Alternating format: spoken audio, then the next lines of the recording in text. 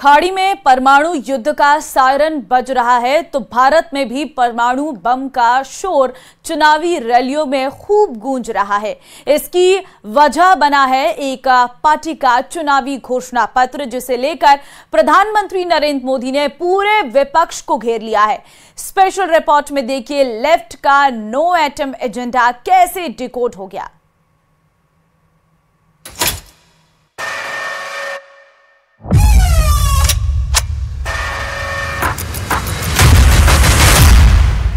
भारत माता की। अब इंडिया अलायंस का कहना है कि हम भारत के परमाणु हथियार नष्ट कर देंगे, दरिया में डुबो देंगे।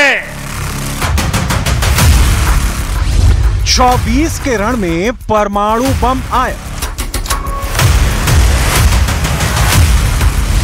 देश की एटम शक्ति को कौन दरिया में डुबो देगा? परमाणु बम के खात्मे पर चुनावी घमासान। 24 के चुनाव में क्या कुछ नहीं देखने को मिल रहा है? ये कैसा गठबंधन है जो भारत को शक्तिहीन करना चाहता है? ये क्रिमिनल एक्शन है कांग्रेस पार्टी के खिलाफ और हिंदुस्तान के लोकतंत्र के खिलाफ। तो दूसरी तरफ गंभीर मुद्दों की बौछार हो रही है। नरेंद्र मोदी ने ऐसे ही एक सीरियस मुद्दे को उठाया है। यह मुद्दा 24 के चुनाव का टर्निंग पॉइंट भी बन सकता है, क्योंकि यह मुद्दा है एटम बम, देश की परमाणु शक्ति का, जिस पर विपक्ष को निशाने पर लेते हुए पीएम मोदी ने जोरदार प्रहार किया है। राजस्थान की धरती पर प्रधानमंत्री मोदी ने ऐसी बात की है कि इंडिया गठबंधन पर न्यूक्लियर अटैक से कम असर नहीं करने वाली। पीएम मोदी ने इंडिया गठबंधन की पार्टी के मैनिफेस्टो में एटमी शक्ति पर किए गए दावे की धज्जियां उड़ा दी। अब इंडिया अलायंस में शामिल एक और दल ने देश के खिलाफ बहुत खतरनाक ऐलान किया है। उन्होंने अपने मैनिफेस्टो में लिखा है, जिस पोखरण की धरती ने भारत को परमाणु शक्ति से संपन्न किया, अब इंडिया अलायंस का कहना है कि हम भारत के परमाणु हथियार नष्ट कर देंगे, दरिया में डुबो देंगे। प्रधानमंत्री ने बाड़मेर की रैली में देश के न्यूक्लियर हथियार पर गहरी चिंता जताई है।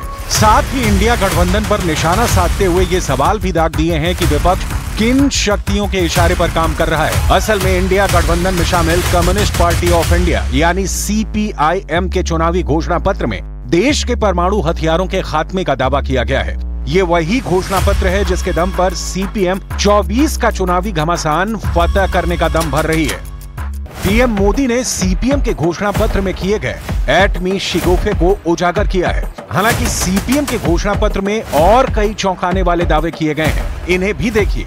24 का दंगल जीतने के लिए CPM ने घोषणा पत्र में दावा किया है कि वो सत्ता में आए तो भारतीय उप महाद्वीप से सभी सैन्य स्टेशनों को हटाएंगे, खासकर हिंद महासागर के डियागो गार्सिया से अमेरिका के सैन्य बेस को हटा देंगे और हिंद महासागर से सभी न्यूक्लियर हथियारों को हटाया जाएगा। यही नहीं, भारत से हर तरह के परमाणु हथियारों को पूर्ण रूप से हटाया जाएगा। इसके अलावा सभी तरह के विध्वंसक हथियारों, केमिकल हथियारों और बायोलॉजिकल हथियारों को पूरी तरह से भारत से हटाया जाएगा। कम्युनिस्ट सत्ता में आए तो दुनिया के जो भी देश किसी भी हिस्से में लड़ाई में शामिल हैं, उन्हें भारत के किसी भी सैन्य बेस से किसी भी तरह की सुविधा नहीं दी जाएगी। स्पेस स्टेशन और ध्रुवीय क्षेत्रों में सैन्यीकरण का भारत विरोध करेगा। अमेरिका के साथ हर किस्म के स्ट्रेटेजिक संबंधों को खत्म कर दिया जाएगा, जिनसे हमारी संप्रभुता का उल्लंघन होता है और जिनसे हमारे हित प्रभावित होते हैं। और चीन के साथ सीमा विवाद के निपटारे के लिए बातचीत करेंगे और चीन के साथ हर तरह के संबंधों को बढ़ावा देंगे।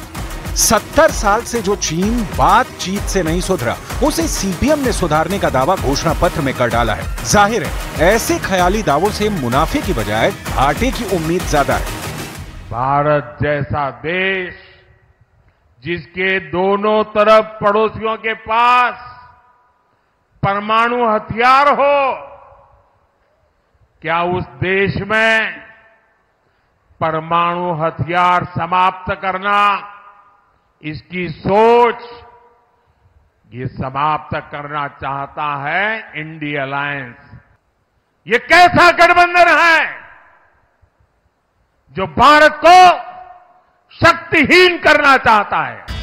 क्योंकि एक तरफ नरेंद्र मोदी दुश्मन के घर में घुसकर सफाई का ऐलान कर रहे हैं, दुश्मन भी ऐसे कि जिनके पास न्यूक्लियर पावर का कोई हिसाब नहीं। चीन, पाकिस्तान जैसे पड़ोसी दुश्मनों ने चोरी छिपे एटमी हथियारों का ऐसा गोदाम बना रखा है जिसकी दुनिया को खबर तक नहीं। ऐसे दुश्मनों से निपटने के लिए भारत का परमाणु शक्ति संपन्न बने रहना ही आखिरी विकल्प है।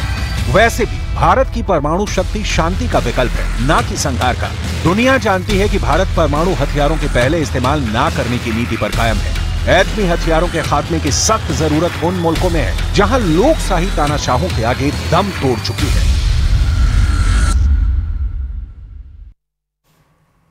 और चलिए वक्त एक छोटे से ब्रेक का है, फौरन हाजिर